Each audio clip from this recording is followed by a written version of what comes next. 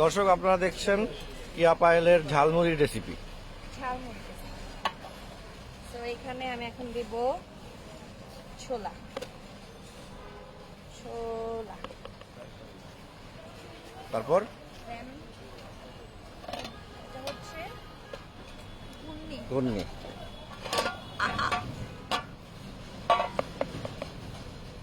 ঘুগনির colour এরকম। ঘুগনির colour না একটু হলুদ কালার হয়। এটা একদম অর্গানিক তো। তো organic।